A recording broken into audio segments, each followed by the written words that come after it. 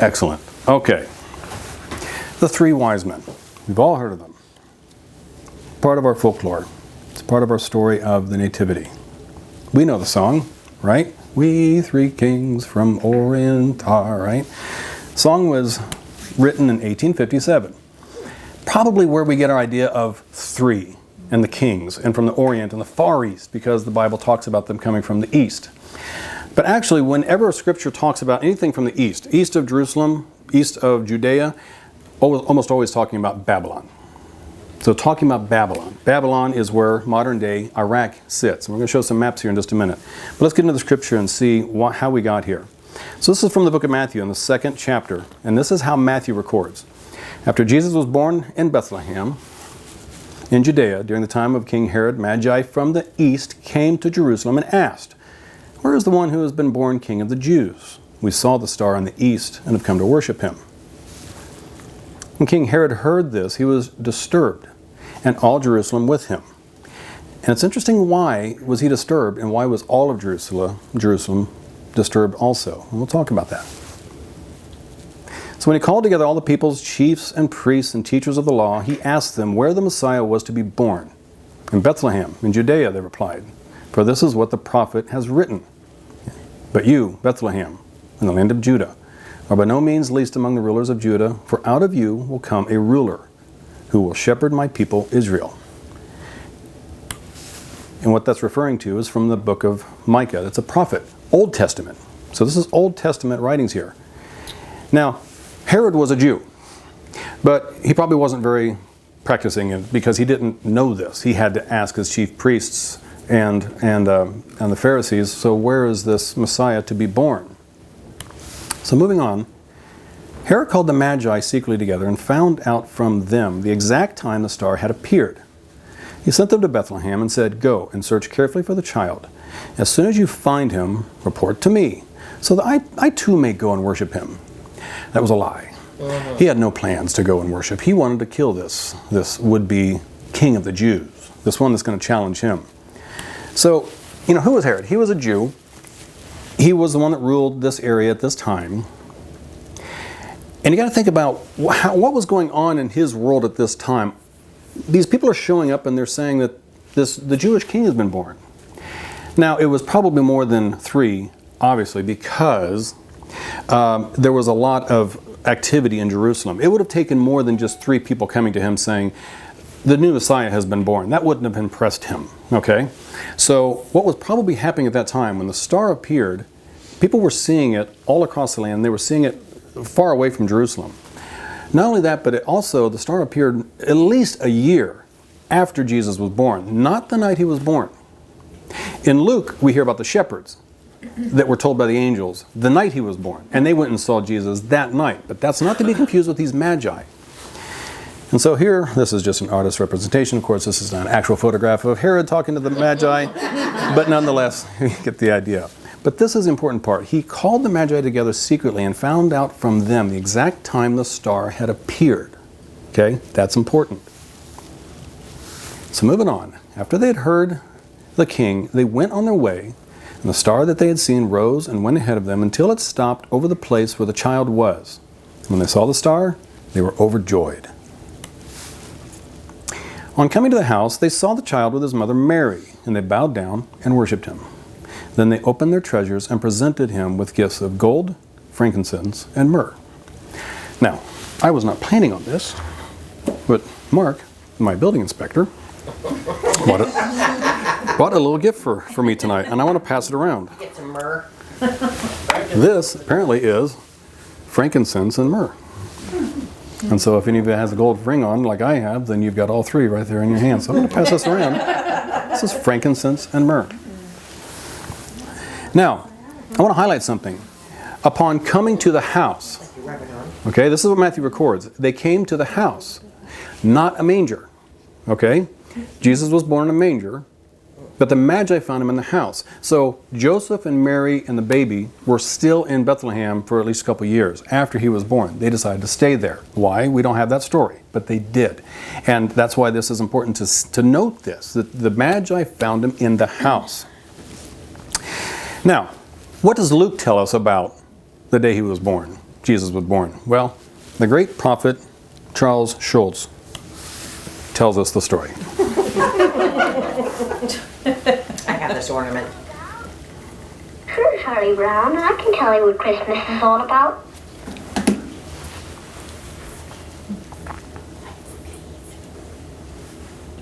Nice, please. We know it, but this is from the book of Luke. And there were in the same country shepherds, abiding in the field, keeping watch over their flock by night. And lo, the angel of the Lord came upon them. And the glory of the Lord shone round about them. And they were sore afraid. And the angel said unto them, Fear not.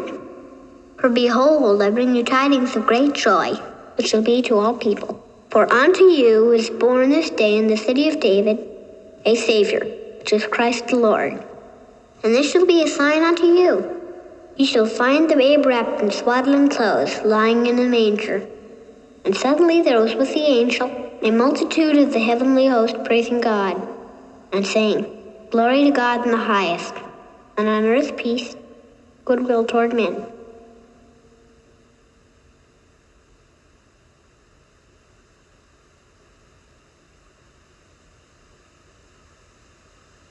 That's what Christmas is all about, Charlie Brown. Still get sentimental watching that as a little kid. Just the best.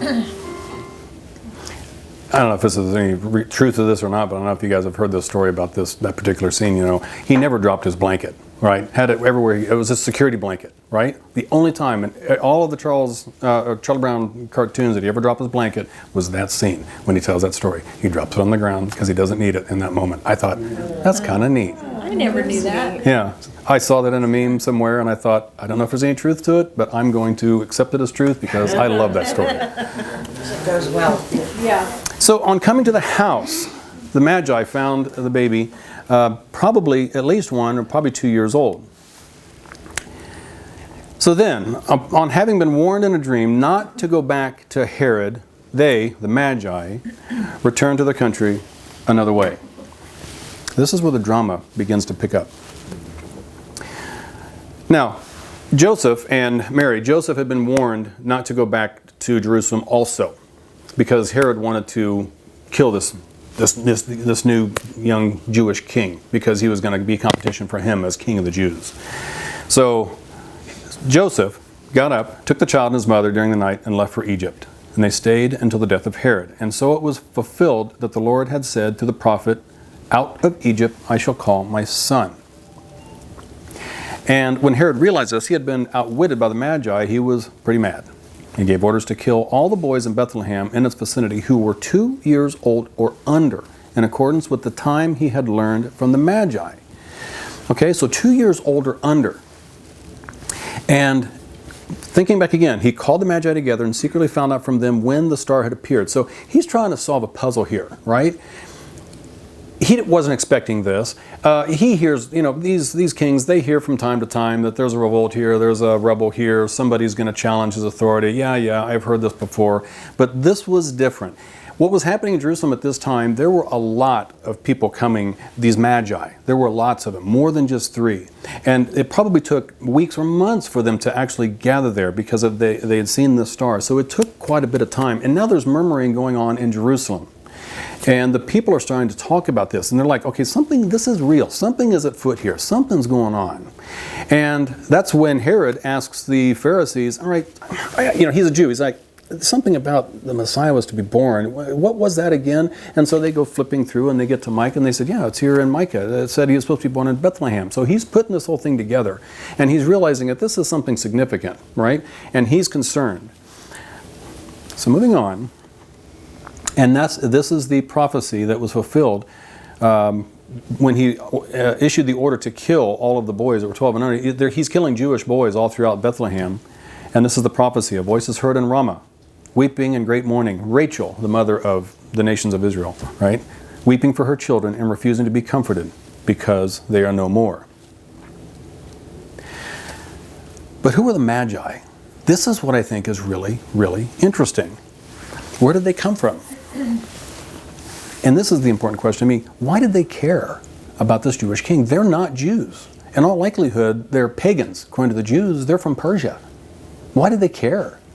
Why did they come looking for this newborn Jewish Messiah, this new king? Well, interestingly, the story comes from Daniel. I'm going to pause you right there because I'm going to tell you another story, and it's about Alexander the Great. So Alexander the Great, he ruled in Greece from 356 to about 323 BC, okay, over 300 years before Jesus. Now this is the area of Alexander the Great's kingdom. All of this. Here's Israel right here. Here's Babylon right here. Here's Greece over here. Pretty impressive. Here's another map. This is the Median Empire, and this is the Babylonian Empire, Persia. Okay, going back even further. Here's just another look at it from another view. Another map. Again, Jerusalem is down here. Babylon is over here. Here's the Median Empire. Two different kingdoms, Media and Persia. Media and Persia. Okay, two different kingdoms.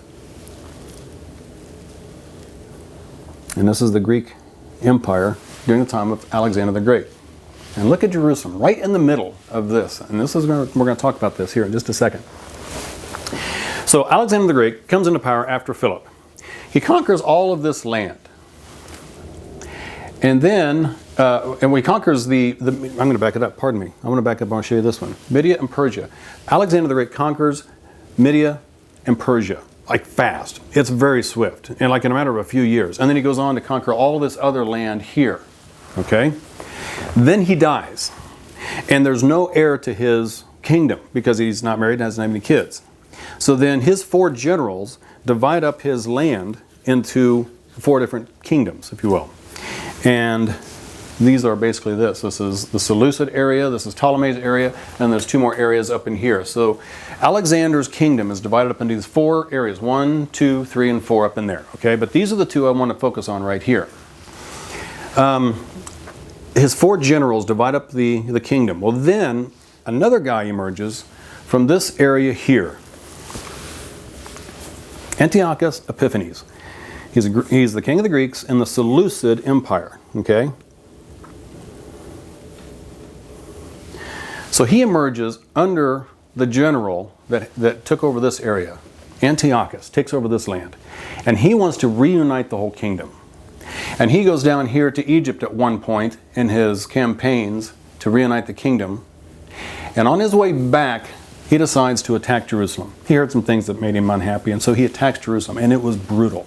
It was brutal. He tortured and murdered just tens of thousands of Jews. And a revolt will ensue a few years later. And we're going to talk about that in a minute. But what happens here, that's why this is important, as he is decimating this land, and he's in the temple, and he desecrates the temple. This is Antiochus. So Antioch, like down in Tennessee, the town of Antioch, right? That draws his name from Antiochus. He desecrates the temple in Jerusalem by slaughtering a pig in the temple. I mean, this is horrible for the Jews. You just can't do that. And so he, in effect, is an antichrist before the antichrist that is to come. He causes desolation in the sacred place, in the temple in Jerusalem. And then he sends, a couple of years later, he sends another general down here to Jerusalem to continue doing these pagan rituals in the Jewish temples. And one high priest named Mattathias, he decides he's had enough. And so he slaughters and kills this Greek that Antiochus sent down to continue doing these pagan rituals in their temple. And he says, enough. And he has 5 sons. And so they put a revolt against the Greeks to try to push them out of Jerusalem. He has one son named Judas Maccabee. And this is where the Maccabean revolt that you might have heard about really gets going. The Maccabees, they revolt, they push the Greeks out of the temple, and this is the Maccabean rebellion, happens about this time, okay? So we're still before Christ. And after they push the Greeks out of Jerusalem, they go to the temple and they find it in ruins. Weeds growing everywhere, it had been desecrated. So now they go to the work of rebuilding the temple and cleansing the temple. And it's important to light one of their candles for their rituals. But they don't have enough oil. They find one cruse of oil, one little vial of oil. That's enough to last one day. But they need to get about their business of cleansing this temple. So they think, this is all we got. We're just going to have to roll with it. And so they light that one cruse of oil that's supposed to only last one day. But miraculously, it lasts 8 days. And that's a big, big deal to the Jews. I mean, it's still considered one of the greatest miracles. And it was a sign from God that God will have favor on, and He will preserve a remnant of His people. At a time when the Jews were almost annihilated by the Greeks and almost completely driven from the land, a small, faithful remnant, faithful to God, faithful to their rituals, were able to reclaim the temple, cleanse the temple, light one tiny little cruse of oil that lasted 8 days. And that was a sign to them that God was showing favor on them at this time. And that's where Hanukkah emerges.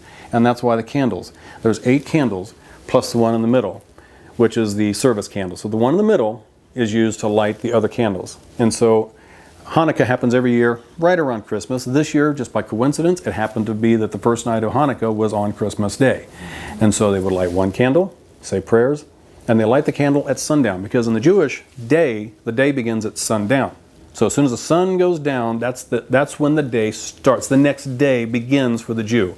So their days run from sundown until sundown, where we start at midnight in the middle of the night, right, and go that way. So that's where the menorah comes from. That's where Hanukkah.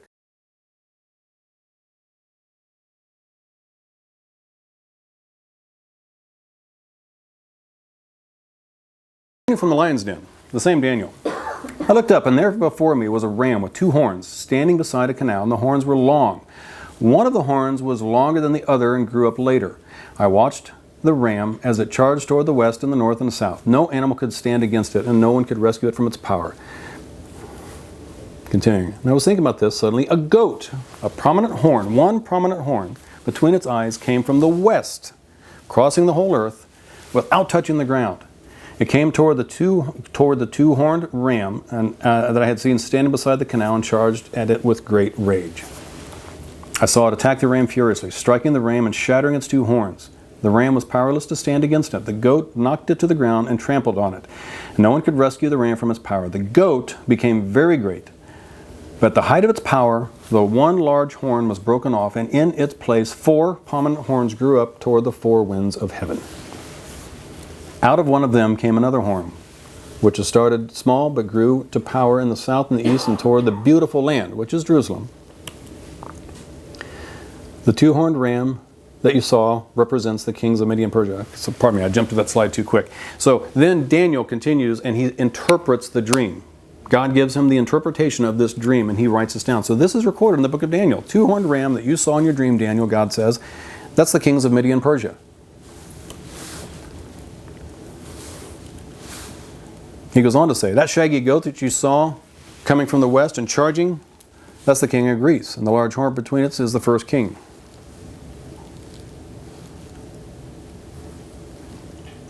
And then the 4 horns that replaced the one that was broken off, representing the 4 kingdoms that will emerge from this nation, but will not have the same power. In the latter part of their reign, when the rebels have become completely wicked and fierce. Now, this is where he's describing that one horn that emerged from one of the 4 horns. He's describing this terrible tyrant.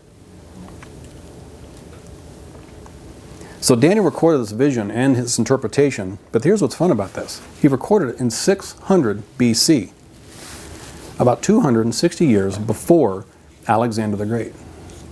And it's right there in the Bible. It's right there in the Old Testament. And it says Media and Persia, and it talks about Greece. I mean, it's undeniable, really. You would have to really, really, really work hard to say that there's any other interpretation than that. And this is what's so fascinating. 260 years before it happened, Daniel has a vision and records it. Now, there are some that have tried to say, well, it was written down after the fact. It was written down after the fact. We thought that until 1946, when the Dead Sea Scrolls were discovered, and there's a whole lot we can go into there, and I've got the books down here, the Dead Sea Scrolls. I've read up on that. That's fascinating. They've dated them back to the Bible times, so it pretty much confirmed that Daniel was written when Daniel was written. It was written 600 BC, and it was written before Alexander the Great ever did what he did. So that's amazing, which proves that Daniel is in fact a prophet. But wait, there's more. Let's go back to Daniel chapter 2. So, real quickly, here's a story of Daniel. Daniel the lion's den, same Daniel, right? He's a Jewish boy living in Judea, okay? Nebuchadnezzar comes over, conquers Judea, takes a bunch of hostages back to Babylon and enslaves them. Daniel, though, he manages to win favor with the king and becomes one of his advisors, one of his sorcerers, and he doesn't get into sorcery, but he's among that class, right? So he's now got favor with the king in Babylon. And Nebuchadnezzar had a dream that really, really bothered him. And he wanted to know what the dream was about. So in Daniel 2, he called together, the king did, he called together his magicians and enchanters, his sorcerers, his astrologers. Daniel was among these here, to tell them about his dream. He had a dream. And when they came and stood before the king, he said to them, I've had a dream that troubles me, and I want to know what it means. Stay with me here, because this is where it gets interesting, and this leads back to the Magi. Pardon me, I don't want to read that yet. I'm going to stay right here. So they can't interpret. I'm skipping a whole bunch of the story of Daniel here. Bottom line is the sorcerers, the magicians, they said to the king, they said, look, tell us what the dream was, and we'll tell you what it means. The king said, no, I'm not going to do that.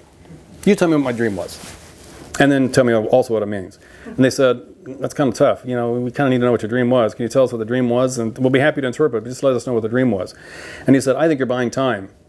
And then he gets mad, loses patience, and orders all of them to be killed. Says, I'm done with it, just kill all of them. So the order goes out to kill all of his magicians, enchanters, sorcerers, and astrologers, right? Until they get to Daniel. And Daniel says, hang on, I think I can do this. I think I can do this.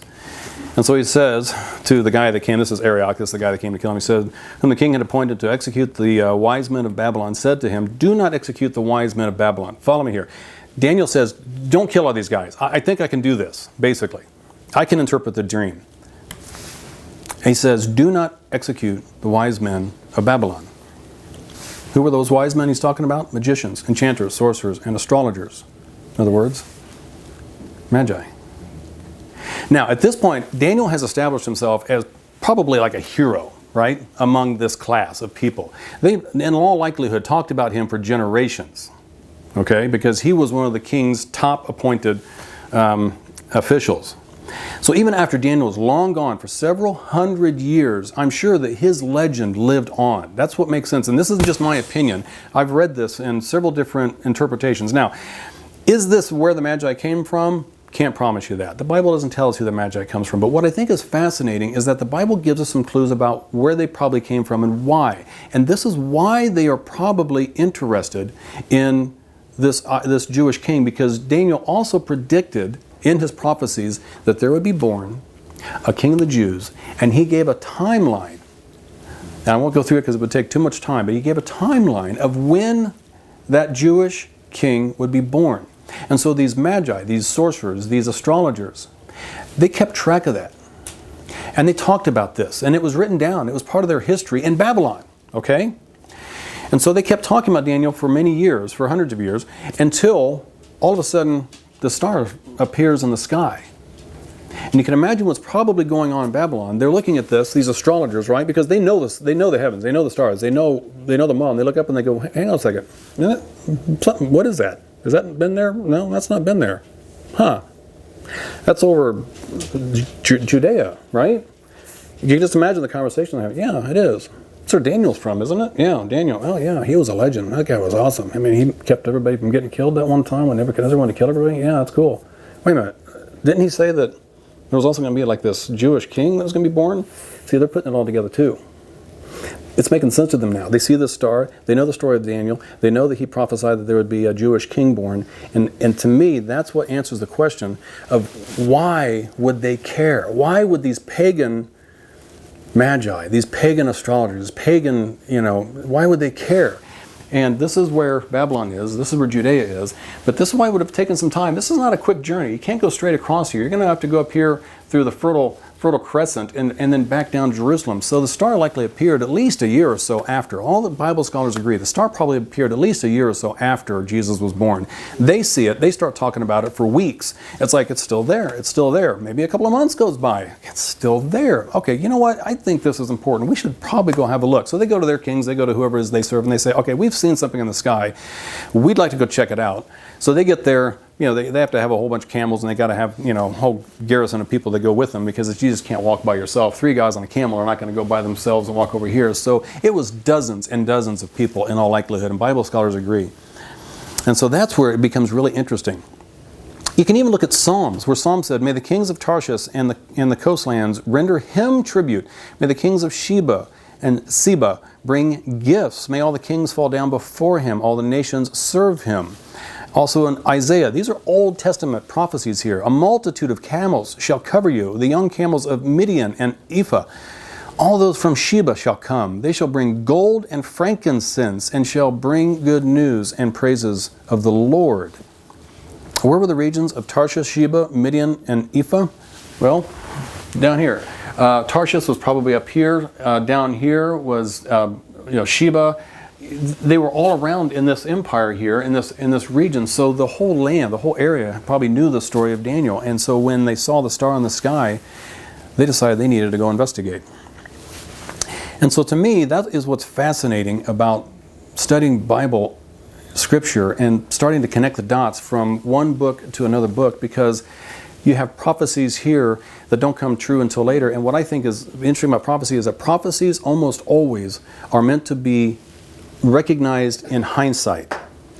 Like in Isaiah 53, I encourage you to go read it if you haven't. Go read Isaiah 53. The prophets of that time, the readers of that time, that would have made no sense, Isaiah 53, at the time that it was written, until Jesus and his crucifixion. Then you go back and you read that, and it's like, that's what he's talking about. It's just like, line by line, event by event. It's like, that's exactly what happened. But prophecies are meant to be understood and recognized in hindsight. And so Daniel was quite the prophet, had quite the dreams, and saw some amazing visions. So I encourage you to go read Daniel. He also talked about things that are yet to come. And there's a timeline that he has laid out that there's, it's called Daniel's 7 weeks and all of that. Some of that gets beyond me a little bit. Heather and I did a real deep dive into that Bible study with a friend of ours that took us like verse by verse and chapter by chapter through Daniel. So I encourage you to read Daniel. It's inspiring and it's enlightening. But God is amazing, and Jesus is King, and he's coming soon for his church. And so I encourage you all to have that relationship with him and to grow in your faith, in your relationship with Jesus. Pray for that. God will not always answer your prayers the way they want them to be answered. He won't. I've prayed for full healing. I haven't got full healing. Good with that. God doesn't answer our prayers always the way that we ask them to. But there's one prayer he will answer. If you pray for God to reveal himself to you, if you pray for him to reveal his word to you, and if you pray for him to be your Lord, he absolutely will answer that prayer, because he is real. And there's no other religion on the face of the earth that has prophecies like we do. Not one. Not one. And that's the confirmation that it is real and it is true. So that's all I got. I thank you for your time. I hope that was fun. Thank you. Love you all. Thanks, guys.